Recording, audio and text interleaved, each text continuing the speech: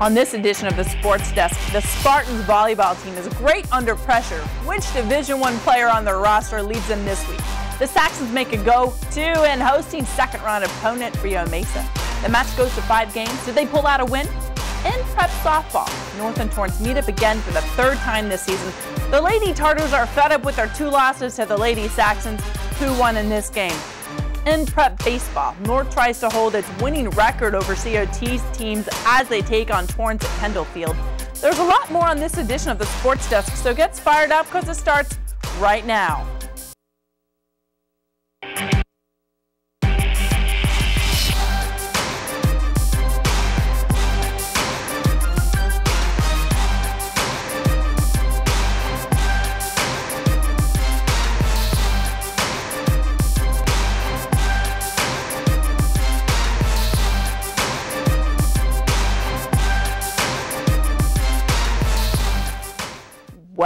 Well, if it isn't playoff time again, the LA sports teams are enjoying a deep postseason run. The NHL playoffs find the Kings in the Western Conference Finals, and the NBA Round 2 find the Clippers and the Lakers. Which one of your favorite Torrance teams will go into the playoffs? Let's go ahead and talk about winners.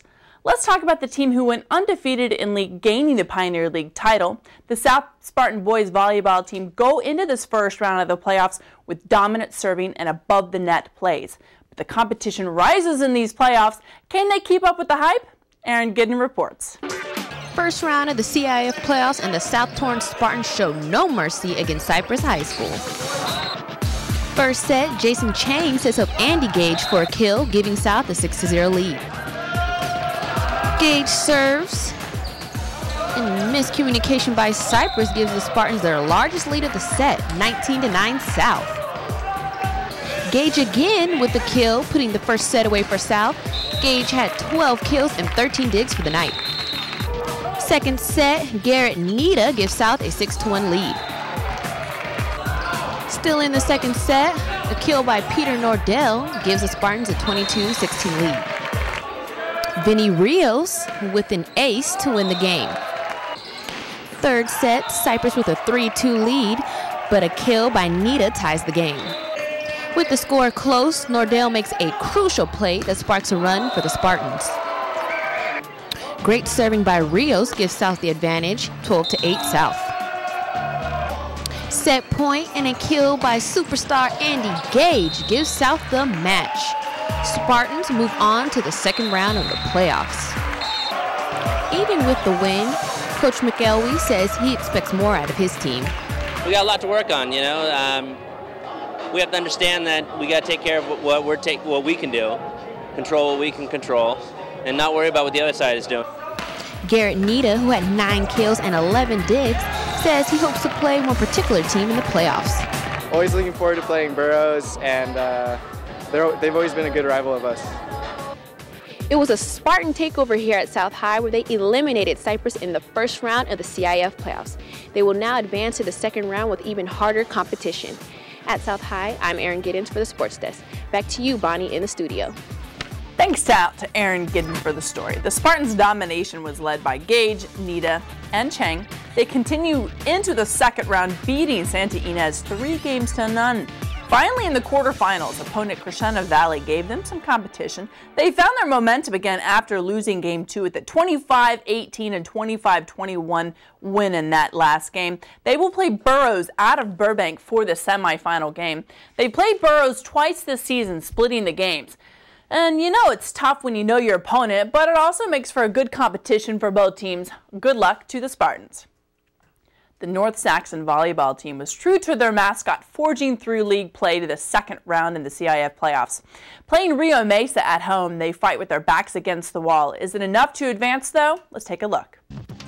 It's North versus Rio Mesa. Close game so far. Lars Little ties the game at 18.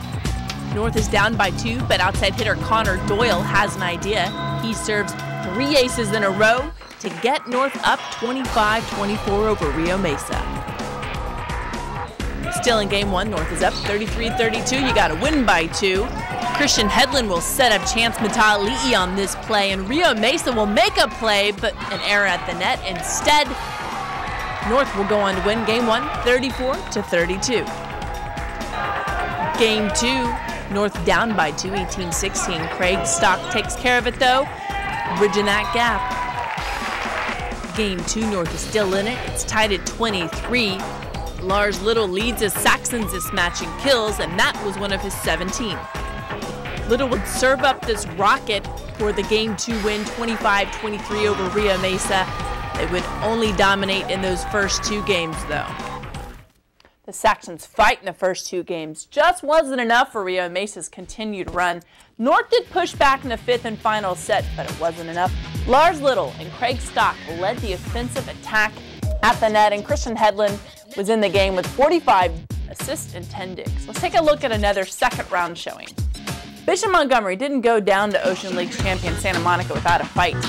Junior Eddie Sprecht brought the offensive gusto, packing in 16 kills, 7 digs, and 2 aces. He's only a junior, so he's only going to get better. His teammates Cameron Moeller and Neil Sisson tried to keep it even for the Knights in Games 1 and nearly taking a win. Travis Pyruck added 37 assists in the match. The Knights and the Saxons should be proud of their second round appearances. I think everyone should get behind the South Spartans as they try and gain the CIF crown this week. Good luck. After the break, we got to Kendall Field for some baseball action, so stay here. Never look a howler monkey in the eye. We built the entire library out of recycled bottles. Fried ants are delicious. We finished a clinic in a rainstorm.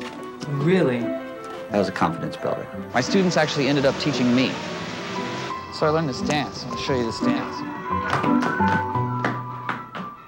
Yeah. In la keg, a la king.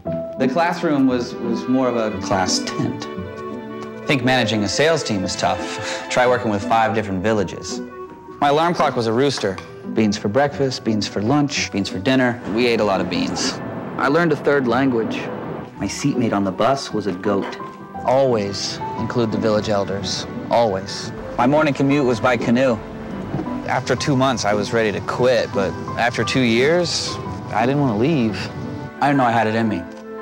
Turn 2 years of service into a lifetime of experience.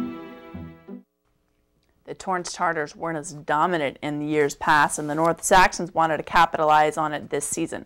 Although they did lose 8-4 earlier in their week, that's not been difficult to have a good season for North as they've been backed by an excellent bullpen. David Gascon shows us just who they're relying on in this game at Kendall Field. All right, Bonnie, to Kendall Field we go as Dalton Erb and the Saxons are looking to salvage a split against the Torrance Tartars. Just a couple days ago, they dropped a contest 8-4. Let's see how they do.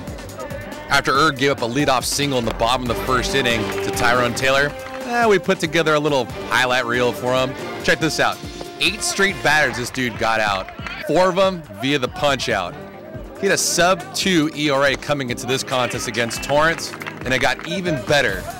In the 4th inning with the score 0-0, his teammates finally showed up and gave him some kind of run support that he needed. It was a pretty methodical approach for the Saxons. In that 4th inning, Jack Kennedy came up to lead things off and hit that rocket out the 3rd baseman's glove. It squirted into left field to start things off for North. Then right after that, Matt Jarvis hits this little bleeder right through the hole between 1st and 2nd, and Saxons got something going. Runners at 1st and 2nd, nobody out.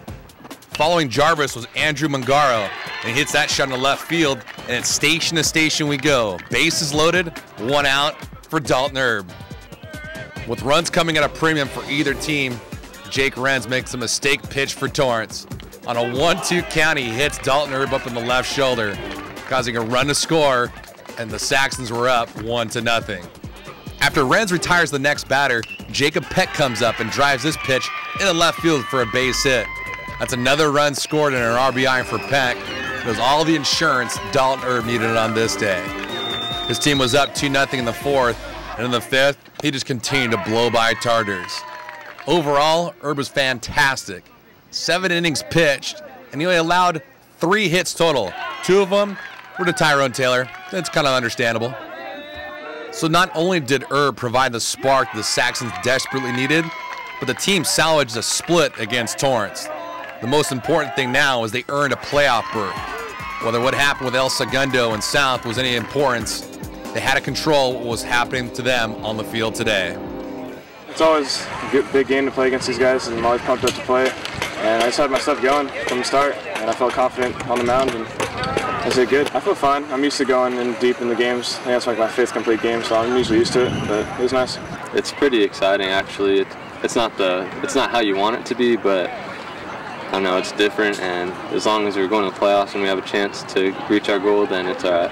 Our game plan today was to make him throw a lot of pitches, which he did, but he still battled out there, and he just had a hell of a game. It's amazing, Bonnie. A couple weeks ago, I was in studio with you. We were talking about maybe 1 or 2 teams that might clinch the top spot in Pioneer League play, but we had 4, and it all came down to the regular season, which concluded today. North's 3-0 shutout over Torrance was an absolute dominating pitching performance by Dalton Herb. 7 innings, 7 strikeouts, 5 walks, no runs against. Should be a wild week next week as the wild card starts on Tuesday, then regular first round action starts on Thursday and Friday. Thanks for being here with us. For the Sports Desk, I'm David Gascon. Thanks, David, for the story. North would seal their chance at a playoff run with this one. Without it, they risk a great season and no playoff appearance. Dalton Herb's performance gave his 9th win of the season. Jack Kennedy, Andrew Mungaro, and Matt Jarvis gave the Saxons a chance by getting on base. The first 2 runs were scored in that 4th inning. We'll get to where these Tartars and Saxons are going in the postseason a little bit later. A sports team doesn't always define a season by a great record, especially if you don't have one. Rather, they define it on how they go out in their last game. Adam Sorreo shares the Knights' last hurrah of the 2012 season. After losing to St. Monica earlier in the week, Bishop Montgomery was back on senior day, not only to avenge their loss, but also to play in their last game of the season behind starting pitcher Andy Bershinger. Jeff Villafana led things off in the bottom of the 1st inning for the Knights as he reaches base here on a bad throw by St. Monica. Villafana then shows off his speed as he zips down to second base and safely there. But on a fielder's choice by Mitch Pruitt, he gets thrown out on his way over to third. It was all right because Pruitt would steal second base himself, get that runner back into scoring position for the Knights. Just as Andrew Garby came up and started off his monster day by singling into right field in order to bring Pruitt around third and into home plate for the first run of the day. Glenn Miller knows that there will be plenty more where that came from as he doubles to right field to start off the 2nd inning. After Miller advances on over to third base, it's then up to Michael Vizzuto as he comes up and doubles straight to center field. Miller waits, watches as the ball hits the ground, and comes on in to score the 2nd run of the day, getting just beneath the tag for the run. Andy Bershinger scratches on offense for the first time of the day in the 3rd inning, just before Alex DeGeorgis steps up and singles to left field, scoring Bershinger, and thus the onslaught has begun. Villafana comes through with his 3rd hit of the day, and he makes it a good one as he splashes one over the left field wall for a home run. Andy Bershinger digs the long ball too as he knocks one over to the left field fence in order to make the game 7-0 in just the 4th inning. The 2-run shot was Bershinger's first home run of the year, and I bet it felt good coming in his last game as a Knight. Fittingly, Bershinger would score the last one of the game for the Knights as well, as DeGeorgis doubles to right field in order to cap off an offensive explosion for the Knights in their final game of the season. Final score here from Bishop Montgomery, 8-0. We had a pretty bad game on Monday against these guys, and we really wanted to end the season on a good note. You know, it's been a tough season so far, and it's been a good life lesson for all of us, and we kind of left it all on the table today, and all the seniors had fun, and it's been a great day. Now that Andy's high school career has ended, he must prepare for life at the next level. I was a 4-year varsity starter here, and it was a lot of fun. Got through a lot of good games, and it was a lot of fun. I learned a lot, and hopefully I'll take this, what I learned from here, to college, and hopefully beyond that. So the Bishop Montgomery Knights end their season with a bang, quite literally, as they blast 2 home runs on the day to pull out to the 8-0 victory over league opponent St. Monica. From Bishop Montgomery, this is Adam Sorreo for the Sports Desk.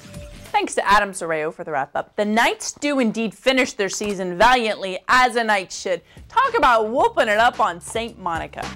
Bershinger pitched a heck of a game and a homer to boot. Andrew Garvey and Alex Segurgis were pretty spectacular in their senior finish. Also senior Jeff Villafana homered and stole a base. The Knights end their season with 8 wins. That is definitely one way to wear your high school uniform for the last time. The West Warriors played out their last 2 games of the season well against Lusinger, winning Game 1 15-1 and Game 2 15-1. Let's now turn our attention to the final standings of the Pioneer League baseball race. It was a close one all season, but El Segundo said, "Thank you, may I have another win or 2 to beat out North for the Pioneer League crown." The Saxons lost to El Segundo twice in Torrance 8-4 earlier in the week. The Tartars really share second place with Torrance, but came up with a third place finish, or rather Torrance came up with a third place finish after a coin toss. They gave El Segundo one of their 2 losses. South came out at about 500, but in this tough division, the 4th place finish wasn't good enough for CIF play. Let's take a look at the playoffs as they're set for the first week. The coin toss I referred to earlier sets Torrance up as a 3rd seed from the Pioneer League. The Tartars will host Malibu for a spot to play against Don Lugo in the first round. We'll have those highlights. And the first round games are set up to see El Segundo playing Oaks Christian, who is number 2 in the Tri-Valley League. North will be traveling to the desert to take on La Quinta. Should be a good matchup for the Saxons, as La Quinta's record overall is 18-8 to the Saxons' overall record, which is 18-12. The Saxons will need to stay hydrated for sure. We hope we're talking about a Tartar and Saxon round 2 game next week. Later on in the show, we find out if the Lady Tartars avenge their 2 losses of the season to the Lady Saxons. It's all ahead, so stay right here.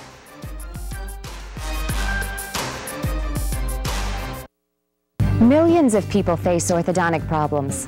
Left untreated, they can detract from dental, physical, and emotional health. Detection and treatment by an orthodontist is the key to preventing and correcting these problems. With 2 to 3 years of advanced specialized education beyond dental school, orthodontists are dentistry's experts in the field of orthodontics. They're dedicated to straightening teeth and jaws. A healthy, attractive smile is priceless. Put yours in the care of the most qualified professional. We're asking folks about marriage. You know, marriage makes me think of sports. You know, teamwork, dedication. Okay, let's see what people say. Let's say your marriage is a sport. What sport would it be? Basketball. Surfing. They have to be a team sport. A lot of back and forth. A lot of people watching. So how many people are influenced by your marriage? Hundreds. You really think about the ripple effect. It's like a wave. Want to improve your marriage? For ideas, go to foryourmarriage.org. A message from the Catholic Church.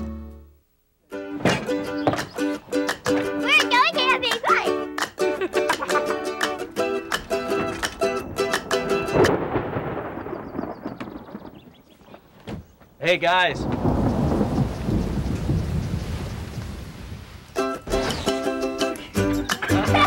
The strongest families are built one moment at a time. For more ways to make every day count, visit facebook.com/makeeverydaycount. Welcome back. North Torrance remains ranked at the 6th spot in Division 3. They're the only team from the Pioneer League to stay ranked all season. Having said that, they only held off El Segundo by a run a few weeks back. So this game might be a challenge for the Lady Saxons, or maybe not. Brittany Johnson brings us this story. The North Torrance Saxons and the El Segundo Eagles meet again for the 2nd time in league play. Starting pitcher Kelsey Cairns is on the mound for the Saxons, and El Segundo at bat to start off the 1st inning. But hey, they wouldn't be there for long due to 3 quick strikeouts from Kelsey. It's the bottom of the 2nd and bases are loaded. All-star shortstop Coco Tawali'i is at bat for North. And did somebody order a grand slam? Because that's what Coco feels like serving up. This is her 2nd grand slam of the season, and the Saxons are now up 4-0. North has runners on 1st and 2nd, and Gabby Fortiani is at bat, and with 3 balls thrown by the Eagles, she's able to walk on to 1st. And the Saxons are able to score 2 runs right after that play because El Segundo tries to get North out at 1st, but they drop the ball, and Saxons take a 6-0 lead. El Segundo may have missed the opportunity to get North out at 1st in the last play, but they didn't miss it this time, and Gabby is able to make it to home plate off the hit. Sydney Helene at bat with the line drive, and that brings in junior Alexis Hendon to put the Saxons up 9. Top of the fourth, and the reliever is on the mound, but it's the Coco show. The shortstop is able to make the catch to give the Eagles their first out. And then she dives for the ball, but just misses it. El Segundo gets the runner on first. But with some support from her team, she's not missing this one and makes the play to first. Let's skip ahead to the bottom of the fifth, and El Segundo is still scoreless, and North is up by 9. All they need to do is score 1 run to end the game, but they can't get the job done, so we go to 7 innings. The Lady Saxons may not have finished business early, but they get the job done in the top of the 7th. North goes 3 for 3 in getting the Eagles out at first base. And that would be the end of the game. So let's go ahead and talk to Coco Tawali'i about that grand slam that she hit earlier in the first inning. They were pitching me inside and I kept on fouling off balls, and then I finally got one that I could square up, and I hit the ball over the fence. I also caught up with Coach Howard Miller after the game to discuss the 9 runs in the first inning and how that would hold up in a playoff game if they didn't score any more runs in the rest of the innings.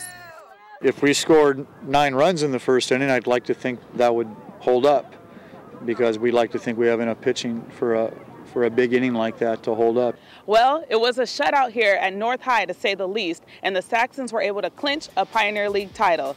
Next up is the first round of playoffs this week, and you know, to see all the action, you'll have to tune in right here to the Sports Desk. Reporting from North High, I'm Brittany Johnson. Thanks, Brittany, for the story. If Coco has a chance to break a game open, she surely does. Megan Attino wasn't too shabby at the plate, and Vanessa Gonzalez adds to her stat sheet as well. The big 9-0 win against El Segundo. The North and Torrance softball teams have what some might consider a friendly rivalry. A lot of the girls play travel ball together, so it's not too bad to lose to someone that's like a sister. Or maybe not. Torrance High has lost twice this season to their City of Torrance sisters, North High. And Pioneer League champs are not. The Lady Tartars know the Lady Saxons' weak spots, and they just might find them. Let's go to the Fast and Furious highlights. The last game of the season brings reason for Torrance to bring their A game. Take it to the bottom of the third. Alexis Hinden hits it, a line drive to center field. Bringing Taylor Cairns around from third. She goes to home plate, but is tagged out by Danielle DeCastro. In the bottom of the fourth, Lady Saxon Vanessa Gonzalez is looking for something from Nicole Ayala's pitch, smacking that ball deep into center field for her 9th homer of the season. Whew, Vanessa's only a junior. What kind of record is she looking to break? North is up 1-0 over Torrance. Moving to the top of the 5th inning, no outs. Reina Trejo is up for the Tartars. She singles to center field, bringing home the tying run. It is 1-1. It's the top of the 5th inning. Runners on first and third for Torrance. With this single to left field, Cameron Watts comes in from third, putting the Tartars up 2-1. It's the bottom of the 5th, and Vanessa Gonzalez wants to even the score. She got a hot bat from that homer. She singles to center field. Taylor Cairns comes in for the tying run. It's 2-2. It's the top of the 7th. If the Tartars want it, they got to get it now. Runners on base, and junior pitcher Christina Washington decides to take matters into her own hands, slamming that double into left field, bringing in what would be the final and game-winning run for the Lady Tartars. Final score, Torrance 3, North 2. Now that was a comeback for Torrance, and I was at the first loss Torrance had to North in the Torrance National Tournament, and I just knew by the look on Christina Washington's face she was not done making her point, and she surely did in this game. Jessica Alferos and Reina Trejo helped the Lady Tartars to the win. The Lady Saxons like the postseason, and they'll be expecting a lot from all of their upperclassmen. Let's take a look at the final standings of this close Pioneer League race.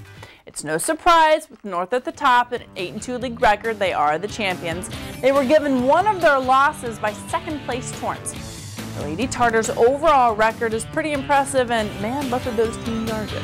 El Segundo came in third place. South's overall winning record of 18-10 should give them a boost of confidence heading into the playoffs. Let's go ahead and talk about the playoffs. There was a coin flip for the second and third place seat. So Torrance won the flip for the Pioneer League's second seed. So El Segundo will go to San Gabriel to play the third place Paramount in the wild card game. South garnered the at-large bid for the Pioneer League and will play the Del Rio League's #2 team, California High School, in a wild card game as well. Torrance will host Chaminade, who has an 18-7 overall record to Torrance's 25-7. Hopefully more experience plays off for Torrance, and North, as a #1 seed, will play the wild card winner from Bracket J. It'll either be Lakeside, who is #3 in the Sun Belt League, or Arcadia, who held a #4 spot. Good luck to South, North, and Torrance as you try and make a deep playoff run. Nothing could be better for the sports desk and for us to follow North versus South to the semis. And because of the brackets, Torrance making it to the finals to take on either North or South, who are in the bottom brackets. So let's go ahead and talk about how you can catch up on the sports desk after you see it on TV. This is a chance for you to tell us something we don't. Give us a call, 310-618-5762. You can always email us at thesportsdesk@torranceca.gov. You can view our shows online at our website or on the Torrance CitiCABLE channel on YouTube. It is with a heavy heart that I report a loss to the El Camino football family. The Daily Breeze and the City News Service report that Ken McRoyal, who played wide receiver for the Warriors a few years back, was shot and killed this week. The reports say that McRoyal was shot while attending a party. Ken McRoyal was a walk-on at the University of Idaho last season. He had earned a scholarship for the upcoming season. He leaves behind a 2-year-old daughter.